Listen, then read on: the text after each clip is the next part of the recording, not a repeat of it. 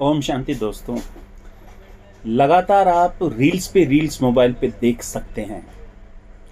3-3 घंटे की मूवी को भी मोबाइल्स पे देख लेते हैं और 10-10 घंटे की वेब सीरीज को भी वॉच कर लेते हैं। लेकिन कभी ये 14-15 मिनट का वीडियो आता है जो काफ़ी मोटिवेशनल होता है और उसमें कोई पात्र इंटरेस्टिंग नहीं लगते, तो इसलिए आप उसे छोड़ देते हैं। नहीं दोस्तों, एक ये वीडियो मैं अपनी वीडियो के साथ अटैच करके डाला है। ये 12 मिनट आप दीजिए। ये मोटिवेशन आपकी लाइफ के लिए है, 100% आपकी लाइफ के लिए है। प्लीज़ देखिए और आगे बढ़ाइए।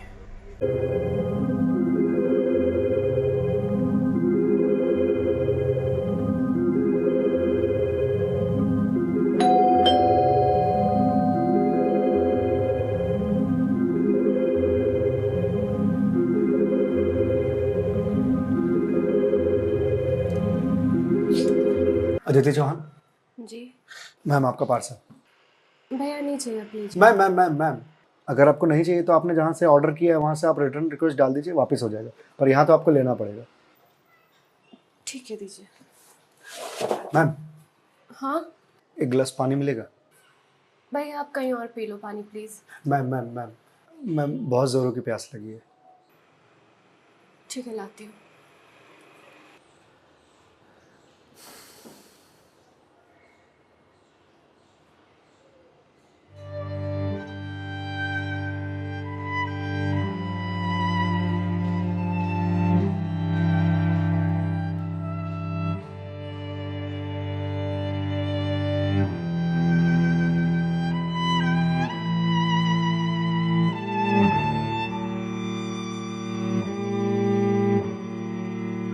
लीजिए लीजिए भैया, देख क्या रहे हैं?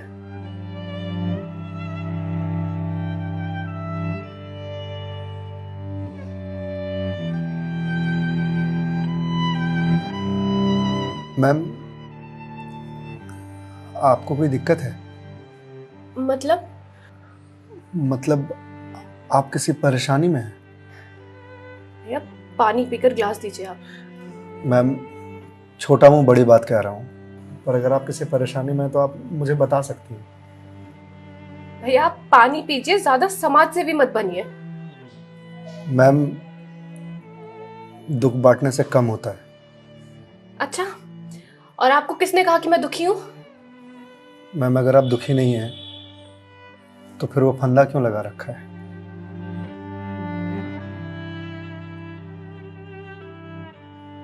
मैम मैंने सुना है खुशियां बांटने से बढ़ती हैं और दुख बांटने से कम होता है। मैम बड़े से बड़ा दुख कम हो जाता है अगर आपके पास कोई सुनने वाला हो। मैम प्लीज़ मैम रोइए मत मैम। मैम देखिए, ये तो मुझे नहीं पता कि आपको क्या परेशानी है, पर अगर आप मुझे बताएंगे तो शायद मैं कोई सॉल्यूशन निकाल पाऊँ। नहीं, कोई मेरे लिए कुछ नहीं कर सकता। मेरे पास अब मरने के अलावा कोई ऑप्शन नहीं है। मैम ऑप्शन तो ढूंढने से मिलता है ना। आप एक बार मुझे बताइए ना, शायद मैं कोई जीने का ऑप्शन ढूंढ पाऊँ आपके लिए। क्यों बताऊं तुम्हें? क्या कर लोगे तुम? मैंने बोला ना, मेरी हेल्प कोई नहीं कर सकता है। मैम आप अगर मुझे नहीं बताएंगे तो मैं वैसे भी कुछ नहीं कर पाऊंगा, पर अगर आप मुझे बताएंगे तो शायद मैं कोई हल निकाल पाऊं। और अगर कोई हल नहीं निकला तो आप तो वैसे भी सुसाइड करने जा रही थी, तो जाने से पहले अपना दुख मुझे बताते जाइए प्लीज।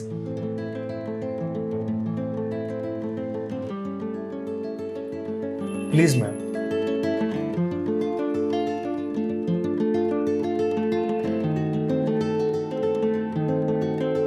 मैं ईएमआईज़ के चक्कर में फंस चुकी हूँ। मतलब मैम? कुछ साल पहले एक कोर्स के लिए मैंने लोन लिया था, फिर उसके कुछ वक्त के बाद एक और लोन, और ये लोन का सिलसिला यूं ही चलता गया। इस महंगाई के ज़माने में पैसे की ज़रूरत तो हर किसी को पड़ती है, मुझे भी थी। मैंने प्राइवेट कंपनीज से भी लोन लिए, ज़्यादा ब्याज पर, और अब मैं उन्हें चुका नहीं पा रही हूँ। क्यों मैम, आपके पास जॉब तो होगी ना? जॉब थी, पर मैं जिस कंपनी में जॉब करती थी उस कंपनी ने मुझे ये कहकर टर्मिनेट कर दिया कि फाइनेंशियल लॉस के कारण वो मुझे और मुझ जैसे कुछ एम्प्लॉयज़ को सैलरी नहीं दे सकते। तो मैम आप किसी और कंपनी में ज्वाइन कर लो, बहुत सारी कंपनीज हैं यहाँ तो।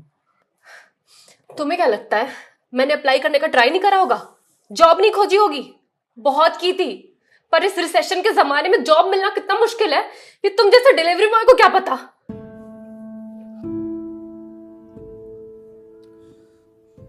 आई एम सॉरी मैम, शायद आप सही कह रही हैं, मुझे इस बारे में कोई जानकारी नहीं। जॉब जाने के बाद मेरे से चीजें हैंडल नहीं हो रही हैं। बैंक से रोज कॉल्स आते ईएमआईज भरने के लिए, और प्राइवेट कंपनी वाले फोन कर कर के धमकियां दे रहे हैं। मैं इस लोन के जंजाल में फंसती चली जा रही हूँ, और अब मेरे पास सुसाइड के अलावा कोई और ऑप्शन नहीं है। मैम ऑप्शन क्यों नहीं है? आप ये बात अपने घर में बता सकती हैं, अपने पापा को बता सकती हैं। नहीं, मैं ये बात अपने पापा को नहीं बता सकती। क्यों मैम? मेरे पापा रिटायर हो चुके हैं, उनके ऊपर पहले से घर की बहुत रिस्पॉन्सिबिलिटीज है। वो मेरी शादी के लिए पैसे भी जोड़ रहे हैं। मैं उनसे किस मुंह से पैसे मांगू? मुझे पढ़ाने के लिए, बाहर भेजने के लिए उन्होंने ना जाने रिश्तेदारों से कितने ताने सुने होंगे, और अब जब मैं उन्हें ये जाकर बोलूंगी तो लोग क्या कहेंगे? मैम पैसे आपको अपने पापा से मांगने हैं या लोगों से? पापा से लेने हैं। तो फिर अब लोगों का क्या है? लोगों का तो काम है कहना, वो तो कहते रहेंगे। पर मैं किस मुंह से जाके अपने पापा को ये बोलूं? किस मुंह से मांगू पैसे उनसे? जिस उम्र में मुझे उनका बोझ उतारना चाहिए, सहारा बनना चाहिए, उस उम्र में मैं उन पे ही बोझ बनूं?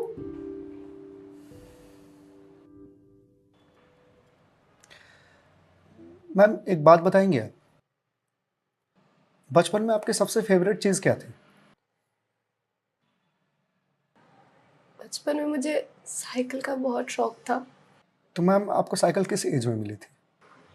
यही कोई 8 साल की होंगी मैं। तो साइकिल तुरंत मिल गई थी आपको? नहीं, पापा तो मान ही नहीं रहे थे। बोल रहे थे गिर जाएगी, चोट लगा लेगी। तो फिर कैसे साइकिल मिली? बहुत जिद की थी मैंने, बहुत। खाना पीना सब छोड़ दिया था।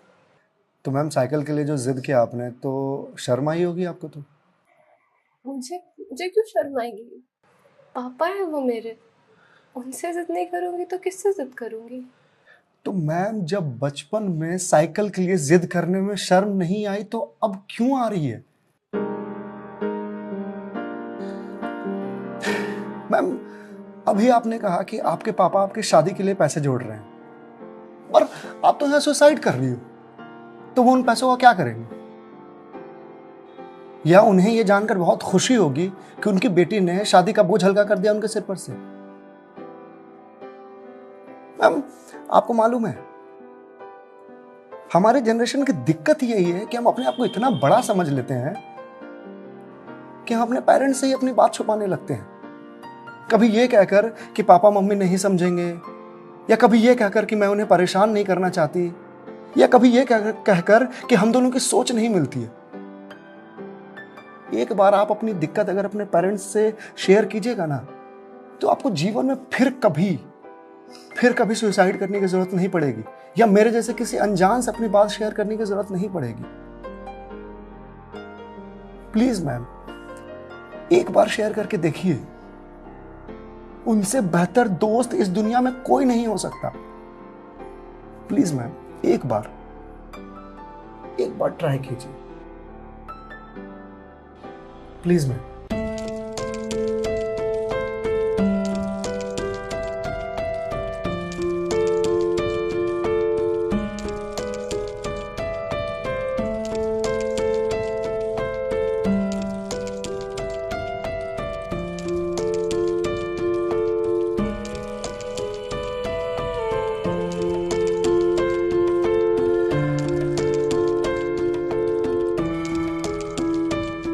हेलो।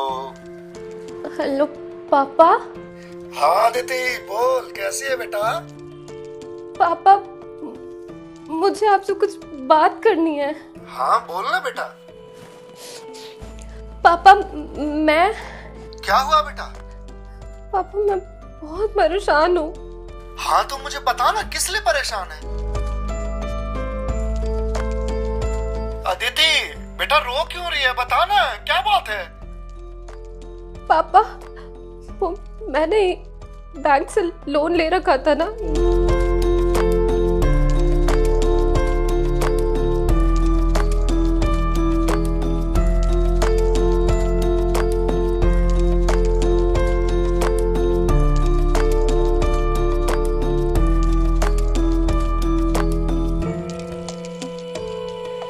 देख बेटा, जो हो गया सो हो गया, तू चिंता मत कर, मैं हूं ना।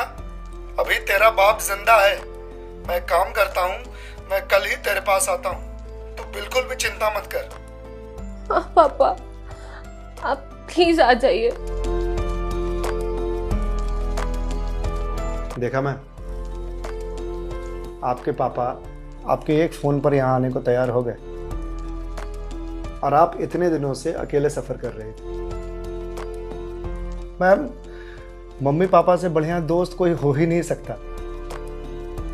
आप एक बार उन्हें दोस्त बना करके तो देखिए। आप सही कह रहे हैं भैया, मम्मी पापा से अच्छा दोस्त कोई नहीं हो सकता है। Thank you. It's okay ma'am, ये लीजिए क्लास। वंस अगेन भैया, thank you so much. It's okay ma'am, bye. Ma'am जी मेरे पास आपके लिए कुछ है, यहीं रुकिएगा, मैं थोड़ी देर में आता हूँ।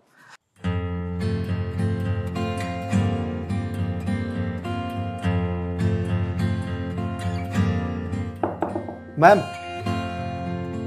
जी भैया।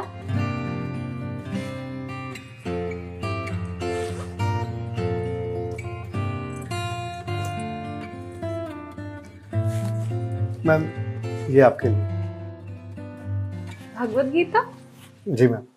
मैम 2020 का साल मेरे लिए बहुत बुरा था। कोरोना में मेरी जॉब चली गई। पहले के कुछ महीने जो थे वो तो सेविंग्स से निकल गए, लेकिन उसके बाद के कुछ महीने बहुत ज़्यादा टफ था। मेरे ऊपर भी आपकी ही तरह बहुत सारे EMIs थे जो मैं पे नहीं कर पा रहा था, जिस वजह से मैं बहुत परेशान था और सुसाइड करने की सोचने लगा था। और एक दिन तो सुसाइड करने निकल भी गया था, लेकिन पापा ने मुझे पकड़ लिया। पहले तो बहुत डांटा,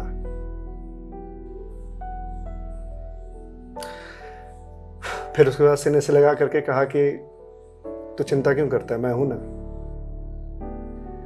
उन्होंने ही मेरे सारे बिल्स पे किए और उसके बाद ये भगवत गीता दिया मुझे और बोला बेटा जीवन में जब भी कोई परेशानी आए, किसी चीज का हल ना मिले तो ये पढ़ लेना, इसमें जीवन की सारी परेशानियों का हल तुझे मिल जाएगा।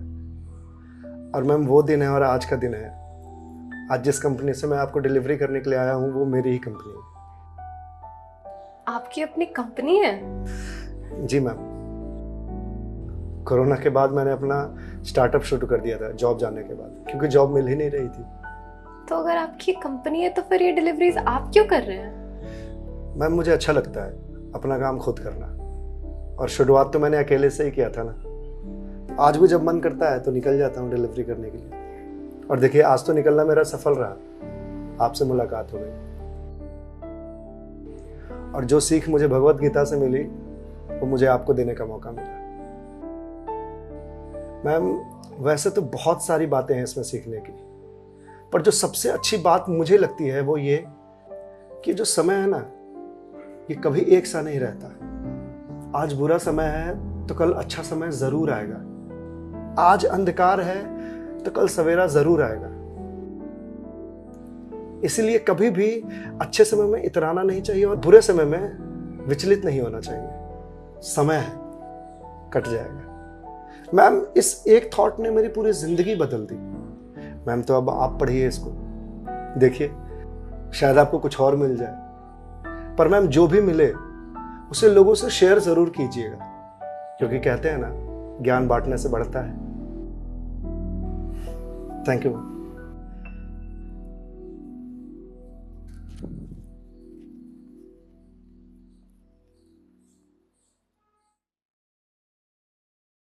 क्यों दोस्तों, वीडियो देख के आपकी आंख नम हुई? मेरी हुई थी। मैंने वीडियो देखा और जिन्होंने बनाया है, जो भी पात्र हैं, उन सबका धन्यवाद। और भगवत गीता का ज्ञान लीजिए, भगवत गीता पढ़िए और इस वीडियो को आगे भेजिए। ओम शांति।